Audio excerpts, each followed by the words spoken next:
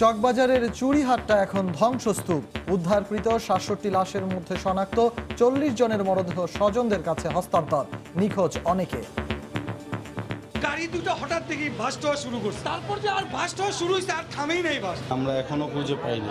কেন আসছে, এখানে যত বডি আছে দেখছি, যেগুলো পরিচয় শনাক্ত করা যাচ্ছে না, তার ওই যে ডিএনএ নমুনা প্রোফাইলিংয়ের মাধ্যমে ডিএনএ নমুনা সংগ্রহ করে এই কাজে সহযোগিতা। নাম্বার অনুযায়ী তাদেরকে আমরা আইডেন্টিফিকেশন এবং তাদের পোস্টমর্টম করব। পুরো এলাকায় গ্যাস, পানি, বিদ্যুৎ সংযোগ বিচ্ছিন্ন, চরম দুর্ভোগে মানুষ। ট্রান্সমিটার জ্বলে গেছে, যার কারণে বিদ্যুৎ পাইতেছি না, গ্যাসও নাই। ছোট ছোট বাচ্চা আছে, বয়স্ক লোক আছে, আমরা কিন্তু খুব বিব্রতকর অবস্থায় আছি। সবই তো থাকতে পারি না, বাচ্চা কাচ্চা এই যে কাপড় চোপড় ছাড়াই নিয়ে এসে পড়ছে। এখানে যতক্ষণ পর্যন্ত এই আগুনে পোড়া বজ্র আমাদের অপসারণ না হয় ততক্ষণ পর্যন্ত আমরা এখানে কাজ করে যাব। দেখছিলেন প্রধান শিরোনাম। রাত ১১টার সময় সঙ্গে আছি আমি সজল মিত্র রিচার্ড এবং আমি কামরুজ্জামান মামুন। এবার অন্যান্য শীর্ষ সংবাদ। চকবাজারের ঘটনা থেকে শিক্ষা নিয়ে ভবিষ্যতে সতর্ক থাকবে সরকার, বললেন ওবায়দুল কাদের। কেমিক্যাল কারখানা সরাতে সময়ের প্রয়োজন, দাবি স্বরাষ্ট্রমন্ত্রীর। সরকারের অব্যবস্থাপনার কারণেই প্রাণ হারাচ্ছে মানুষ, ক্ষমতায় টিকে থাকাই লক্ষ্য। অগ্নিকাণ্ডের প্রতিক্রিয়ায় মির্জা ফখরুল।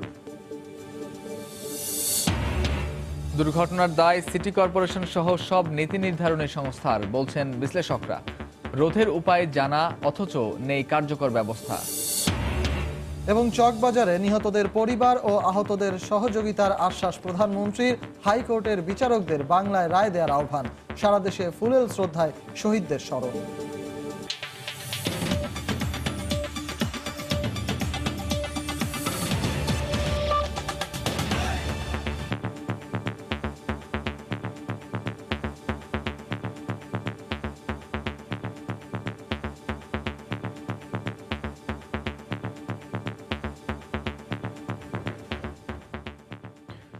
রাজধানীর চকবাজারের আগুনের ঘটনায় এখন পর্যন্ত ৬৭ জনের লাশ উদ্ধার করা হয়েছে। ফায়ার সার্ভিসের ৩৭টি ইউনিটের প্রায় ১২ ঘন্টার চেষ্টায় সকাল ১১টার দিকে আগুন নিয়ন্ত্রণে আসে। এর ঘণ্টাখানিক পরই উদ্ধার অভিযান সমাপ্ত ঘোষণা করা হয়। এ বিষয়ে স্বরাষ্ট্র ও শিল্প মন্ত্রণালয় এবং ফায়ার সার্ভিস ৩টি তদন্ত কমিটি গঠন করেছে। এ ঘটনায় শোক জানিয়েছেন রাষ্ট্রপতি ও প্রধানমন্ত্রী। রক্তমাখা ছাই, পুড়ে যাওয়া যানবাহনের ধ্বংসাবশেষ আর কালিমাখা ভবন দেখে মনে হতে পারে যুদ্ধ বিধ্বস্ত কোনো এলাকার চিত্র। পুরান ঢাকার চকবাজারের চুরিহাট্টার হাল এখন ঠিক এমনই। আগুনের লেলিহান শিখা কেবল প্রাণী কেড়ে নেয়নি, নিঃশেষ করে দিয়েছে বেঁচে থাকার শেষ অবলম্বনটুকুও। এখন তো আমরা তো সবই তো থাকতে পারি না, বাচ্চা কাচ্চা এই যে কাপড় চোপড় ছাড়াই নিয়ে এসে পড়ছে। এখানে একটা মুদি দোকান ছিল, ফার্মেসি ছিল, এটা প্লাস্টিকের দোকান ছিল, তারপর উপরে অনেক কারখানা ছিল। আমাদের সাথে ঘুরতে পারতাম, আমরা তো এখানে এখন নাও থাকতে পারতাম। বুধবার রাত আনুমানিক 10টার দিকে চুরিহাট্টা মসজিদের গলি ও তার আশপাশের এলাকা হঠাৎ করেই কেঁপে ওঠে বিকট শব্দে। কিছু বুঝে ওঠার আগেই দ্রুত ছড়িয়ে পড়ে আগুন। পুড়তে থাকে দোকানপাট, বসত বাড়ি। রেহাই পায়নি সরু রাস্তায় জট পাকিয়ে থাকা যানবাহনগুলোও। দুটা গাড়িতে মনে হয় সংঘর্ষ হয়েছে বা কিছুই হয়েছে, কিন্তু গাড়ি দুটো হঠাৎ থেকেই ভাস্ট হওয়া শুরু করছে। তারপরে আমরা সবাই দৌড় মারছি এখান থেকে, তারপর যে আর ভাস্ট হওয়া শুরু হয়েছে আর থামেই নাই ভাস্ট। ডান পাশে ছিল কেমিক্যালের দোকান, এই দোকান থেকে আগুনটা আরো বেশি ছড়া। প্রচুর জ্যাম ছিল, আমার গাড়ি ব্রেক করেছিল। হঠাৎ এমন বিকট শব্দ আইলো আর মনে করেন এখানে আগুন জ্বলে গেল। বিভিন্ন দাহ্য পদার্থ থাকায় আগুনের ভয়াবহতা বাড়তে থাকে দ্রুতই। ফায়ার সার্ভিসের ৩৭টি ইউনিটের সাথে আগুন নিয়ন্ত্রণে যোগ দেয় বিমান বাহিনীর 2টি হেলিকপ্টার। এরপর বেলা 11টার দিকে বশমানে আগুন। এর ঘণ্টাখানিক পরেই আসে উদ্ধার কাজ সমাপ্তির ঘোষণা। উদ্ধার কাজ এবং আগুন নিয়ন্ত্রণের কাজের সমাপ্তি ঘোষণা করা হচ্ছে, কিন্তু সেই সাথে সাথে ফায়ার ব্রিগেড এবং সিভিল ডিফেন্সের 3টি টিম এটা মনিটরিংয়ের আওতায় রাখবার জন্য 3টি টিম এখানে কাজ করবে। এই পর্যন্ত ৬৭ জন লাশের আমরা খবর পেয়েছি এবং ঢাকা মেডিকেলের ফরেনসিক বিভাগ এই পর্যন্ত ৩৭ জনের লাশ শনাক্ত করতে পেরেছে। এখনো থেমে থেমে মাথাচাড়া দিচ্ছে আগুনের শিখা। বাড়ছে কেবল ধ্বংসের খতিয়ান। ক্ষতির সঠিক হিসেব অবশ্য এখনো মেলেনি অনেক ক্ষতিগ্রস্তের খোঁজও। গভীর শোক ও সমবেদনা। নিহতের পরিবার ও আহতদের ক্ষতিপূরণ, তদন্ত কমিটি গঠন ও রিপোর্ট প্রদান। প্রতি বছর এই দিনে দোয়া মাহফিল ও বিদেহী আত্মার মাগফিরাত কামনা। ভুক্তভোগী সাধারণ মানুষের প্রশ্ন, আর কতদিন চলবে এমন প্রহসন? একটি নিছকই দুর্ঘটনা নাকি হত্যাকাণ্ড? রাশেদ বাপ্পি, সময় সংবাদ, ঢাকা। পুরান ঢাকার চকবাজার এলাকায় এখন ভুতুড়ে পরিবেশ বিরাজ করছে। বন্ধ রয়েছে গ্যাস, বিদ্যুৎ, কোথাও কোথাও ওয়াসার পানি সরবরাহ বন্ধ রয়েছে। এতে চরম দুর্ভোগে পড়েছেন চকবাজার সহ আশেপাশের এলাকার মানুষ। ঝুঁকিপূর্ণ হওয়ায় অনেক বাসিন্দা আত্মীয় স্বজনের বাড়িতে আশ্রয় নিয়েছেন। এদিকে ধ্বংসস্তূপ সরানোর কাজ শুরু করেছে ঢাকা দক্ষিণ সিটি কর্পোরেশন। এক কর্মকর্তা জানান, যতক্ষণ পর্যন্ত বর্জ্য অপসারণ না হয় ততক্ষণ পর্যন্ত কাজ চালিয়ে যাবেন তারা। ধ্বংসাবশেষ সরাতে একটি লেডু, 6টি ড্রামকার এবং 30 জন পরিচ্ছন্নতা কর্মী কাজ করছেন বলেও জানান তিনি।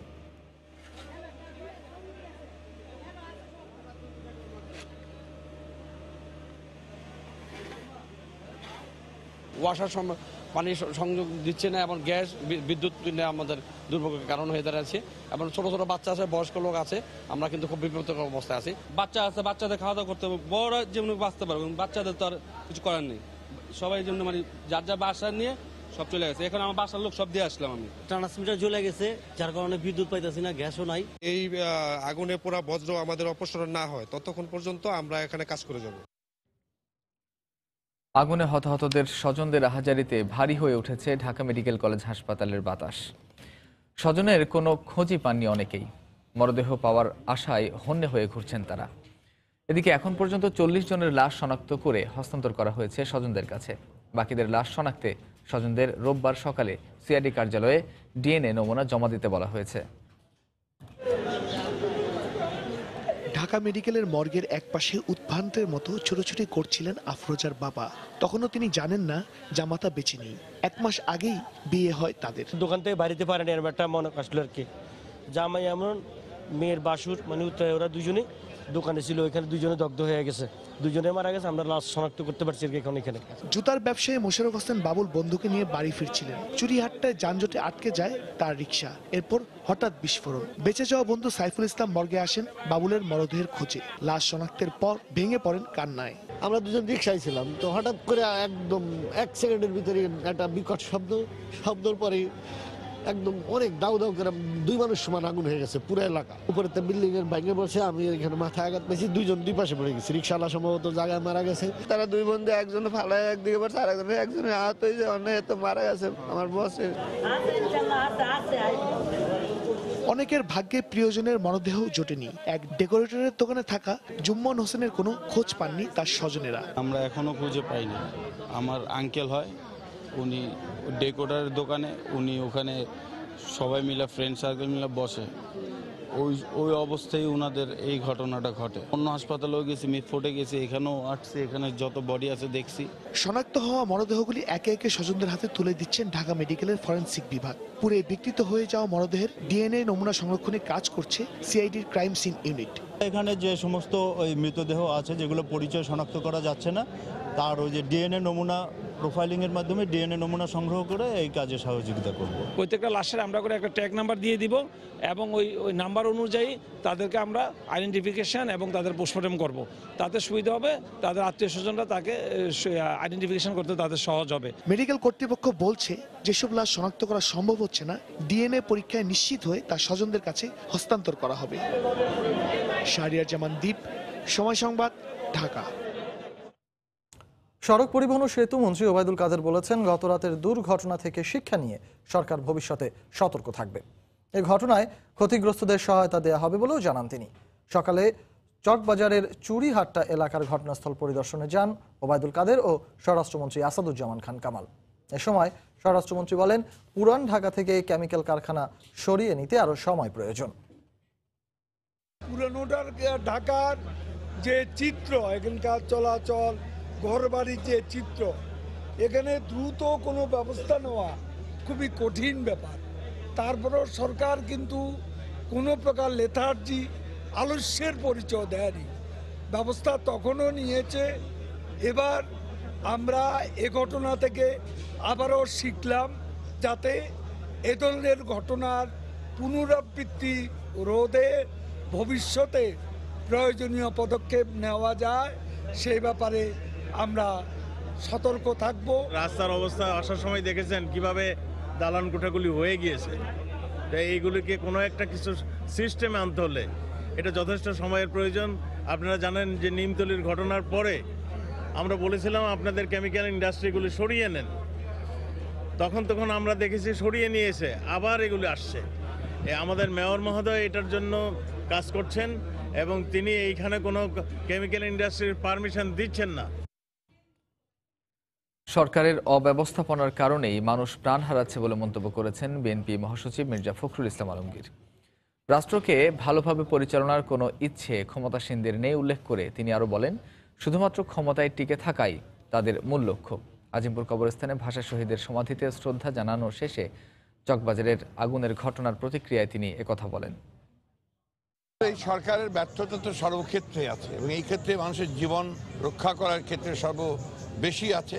আজকে সব জায়গাতেই দেখা যাচ্ছে মানুষ জীবন হারাচ্ছে এই সরকারের আপনার দায়িত্ব জ্ঞানহীনতার জন্যে এবং তাদের অব্যবস্থার কারণে। কারণ রাষ্ট্রকে সুচারুরূপে পরিচালনা করার কোনো ইচ্ছে তো তাদের নেই। তাদের মূল লক্ষ্য হচ্ছে ক্ষমতায় যে কোনোভাবেই টিকে থাকা। দুর্ভাগ্যজনকভাবে যে অগ্নিকাণ্ড সংঘটিত হয়েছে সেই অগ্নিকাণ্ডে যারা নিহত হয়েছেন তাদের প্রতি গভীর শোক জানাচ্ছি। খুব শিগগিরই পুরান ঢাকা কেমিক্যাল মুক্ত করতে কাজ শুরু হবে বলে জানিয়েছেন পুলিশ মহাপরিদর্শক ডক্টর জাভেদ পাটোয়ারি। বিকেলে বার্ন ইউনিটে আহতদের দেখতে গিয়ে সাংবাদিকদের তিনি কথা বলেন। তিনি বলেন, কেমিক্যাল সরাতে সংশ্লিষ্ট সংস্থাগুলোকে সহায়তা করবে পুলিশ। ডিএমসিএইচ মর্গে এখানে আছে 67টা ডেড বডি, এখানে আছে 67টা মরদেহ এখানে আছে। সম্ভবত তাহলে যেহেতু 67টা মরদেহ যদি আমাদের এখানে থেকে থাকে আর ওখানে যদি ধ্বংসাবশেষের নিচে কোনো মরদেহ না থেকে থাকে তাহলে হয়তো এই মুহূর্ত পর্যন্ত আমরা বলতে পারি যে 67 জনই নিহত হয়েছেন। এই বিষয়ে আন্তঃমন্ত্রণালয় বৈঠক করে কর্মপন্থা নির্ধারণ করা হবে কিভাবে তাদেরকে স্বল্প সময়ের মধ্যে যারা এখানে রয়ে গিয়েছেন বৈধ অবৈধ যেভাবেই হোক না কেন তাদেরকে এখান থেকে সরিয়ে নিয়ে একটি অন্য কোনো জায়গায় স্থানান্তর করার বিষয়টি প্রক্রিয়াধীন আছে বলে আমি শুনেছি। চকবাজারে অগ্নিকাণ্ডে নিহতদের পরিবার ও আহতদের সব ধরনের সহযোগিতার আশ্বাস দিয়েছেন প্রধানমন্ত্রী। শহীদ দিবস ও আন্তর্জাতিক মাতৃভাষা দিবস উপলক্ষে আয়োজিত অনুষ্ঠানে বাংলায় রায় লিখতে উচ্চ আদালতের বিচারপতিদের প্রতি আহ্বান জানান সরকার প্রধান। শহীদ দিবস ও আন্তর্জাতিক মাতৃভাষা দিবস উপলক্ষে রাজধানীর আন্তর্জাতিক মাতৃভাষা ইনস্টিটিউট আয়োজিত অনুষ্ঠানে যোগ দেন প্রধানমন্ত্রী শেখ হাসিনা। শুরুতে চকবাজারে ভয়াবহ অগ্নিকাণ্ডে হতাহতের ঘটনায় শোক প্রকাশ করেন প্রধানমন্ত্রী। সেই সঙ্গে আহতদের চিকিৎসা ও নিহতদের পরিবারকে প্রয়োজনীয় সহযোগিতার আশ্বাস দেন। যারা নিহত হয়েছে আমি তাদের আত্মার মাগফিরাত কামনা করছি, আর যারা আহত তাদের যাতে দ্রুত চিকিৎসা হয় তার ব্যবস্থা নিয়েছি এবং সেটা আমরা কামনা করি এবং শোক সন্তপ্ত পরিবারের প্রতি আমার সমবেদনা জানাই। পরে ভাষা আন্দোলনের সংগ্রামী ইতিহাস তুলে ধরে শেখ হাসিনা বলেন, দেশের বিভিন্ন আঞ্চলিক ভাষাকেও গুরুত্ব দিতে হবে। আদালতের রায় বাংলা দেওয়ারও আহ্বান জানান তিনি। সুষ্ঠু ভাষা যেটা প্রচলন থাকবে, আর আমরা যারা এক একটা অঞ্চলের আমাদের আঞ্চলিক ভাষা তো থাকবেই, এটাকে একেবারে বাদ দেওয়া ঠিক না, কারণ বাদ দিলে আমাদের নিজেদের অস্তিত্বই থাকে না। উচ্চ আদালতের রায় লেখে ইংরেজিতে, সে রায়ে যে কি বলল তাকে নির্ভর করতে হয় তার সাথে যিনি আইনজীবী থাকেন তার উপর। সেই ক্ষেত্রে আমি বলবো যে আদালতের রায়টা যদি কেউ ইংরেজিতেও লিখতে চায় লিখতে পারে, কিন্তু একটা শর্ত থাকবে যে এটা বাংলা ভাষায় প্রচার করতে হবে, প্রকাশ করতে হবে। এর আগে আন্তর্জাতিক মাতৃভাষা ইনস্টিটিউটের নবনির্মিত পাঠাগার ও সংগ্রহশালার উদ্বোধন করেন প্রধানমন্ত্রী। ফেরদৌস লিপি, সময় সংবাদ, ঢাকা। হৃদয় নিংড়ানো ভালোবাসা আর পরম মমতায় ভাষা শহীদদের প্রতি গভীর শ্রদ্ধা জানালো জাতি। ২১-এর প্রথম প্রহরে পুরো জাতির পক্ষে ভাষা শহীদদের প্রতি শ্রদ্ধা জানান রাষ্ট্রপতি ও প্রধানমন্ত্রী। এরপরই শহীদ মিনারে ঢল নামে শ্রদ্ধা জানাতে আসা সমাজের বিভিন্ন স্তরের মানুষের। জীবন বিলিয়ে দিয়ে যারা প্রতিষ্ঠা করেছিল মাতৃভাষার মর্যাদা, সেই সব মহাত্মাদের বিনম্র শ্রদ্ধায়। এ ধরনের দুর্ঘটনার দায় রাষ্ট্র কোনোভাবেই এড়াতে পারে না বলেও মত তাদের। আর নগর পরিকল্পনাবিদরা বলছেন, দুর্ঘটনার কারণগুলো জানা থাকা সত্ত্বেও কার্যকর প্রতিরোধমূলক ব্যবস্থা না নেওয়ায় এত প্রাণহানি। খান মোহাম্মদ রুমেলের রিপোর্ট। পুরান ঢাকার অলিগলিতে রাত বাড়লেও মানুষের উপস্থিতি কমে না। চকবাজারের চুরিহাট্টার ঘিঞ্জি আর অপরিসর গলিতে বুধবার রাতেও ভিড় ছিল বেশ। যানজটে নাকাল মানুষগুলো আর ফিরবে না ঘরে। নির্দয় আগুন তাদের পাঠিয়ে দিয়েছে না ফেরার গন্তব্যে। ঠিক 10 বছর আগে পুরান ঢাকার নিমতলিতেই রাসায়নিকের গোডাউন থেকে আগুনে পুড়ে মরেন 124 জন মানুষ। প্রতিবার অগ্নিকাণ্ডের পরই আসে শোক আর আশ্বাসের বার্তা। কারখানাগুলোকে অগ্নিরোধক করার, আবাসিক এলাকা থেকে কেমিক্যাল গোডাউন সরিয়ে নেয়ার, ঝুঁকিপূর্ণ ভবন থেকে বাসিন্দাদের সরিয়ে নেয়ার, রাস্তা বড় করার, কিন্তু আশ্বাসের সঙ্গে বাস্তবতা মেলে না। স্টেটের এটা ইমপ্লয়েড রেসপন্সিবিলিটি হচ্ছে to take care or look after the citizen of the country. So state always responsible. আর কেউ না থাকলেও সাধারণ মানুষ সবসময় স্টেটকে রেসপন্সিবল করে রেমেডি চাইতে পারে। এটা রেগুলার চেকের মধ্যে নিয়ে আসার ব্যাপারে দায়িত্ব কাদের ছিল? সিটি কর্পোরেশনের তো দায়িত্ব ছিলই। জড়িত তো যারা ব্যবস্থা নেওয়ার কথা বলছেন তারাই তো আসলে রেসপন্সিবল।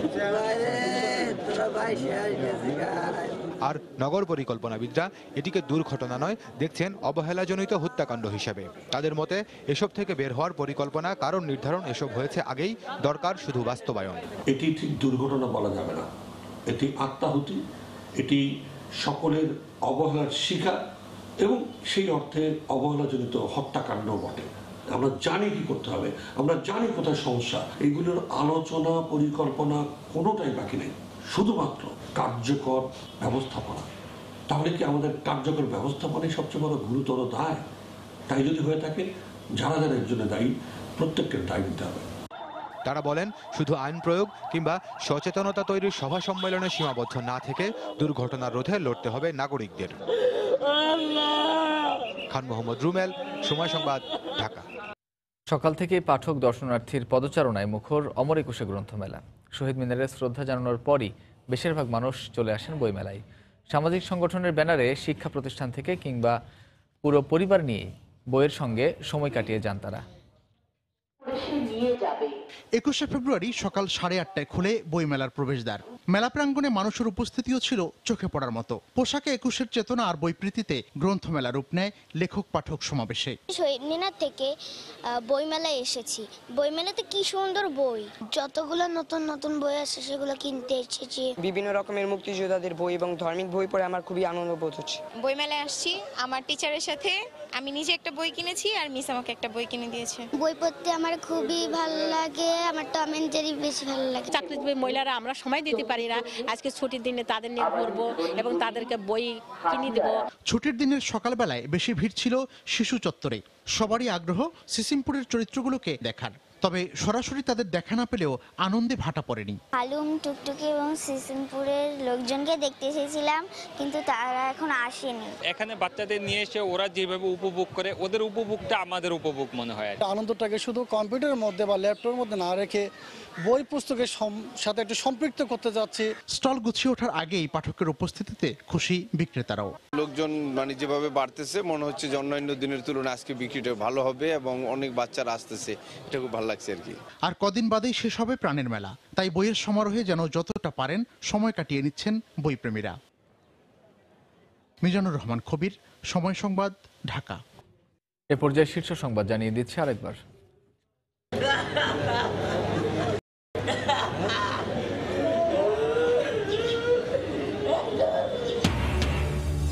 চকবাজারের চুরিহাট্টা এখন ধ্বংসস্তূপ। উদ্ধারকৃত ৬৭ মরদেহের ৪০টি শনাক্ত।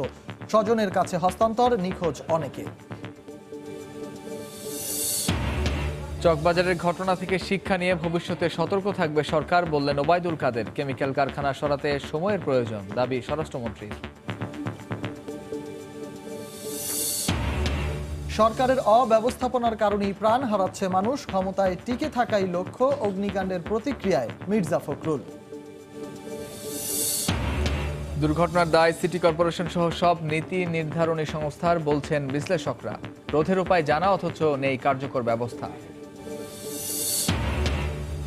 এবং চকবাজারে নিহতদের পরিবার ও আহতদের সহযোগিতার আশ্বাস প্রধানমন্ত্রীর। হাইকোর্টের বিচারকদের বাংলায় রায় দেওয়ার আহ্বান।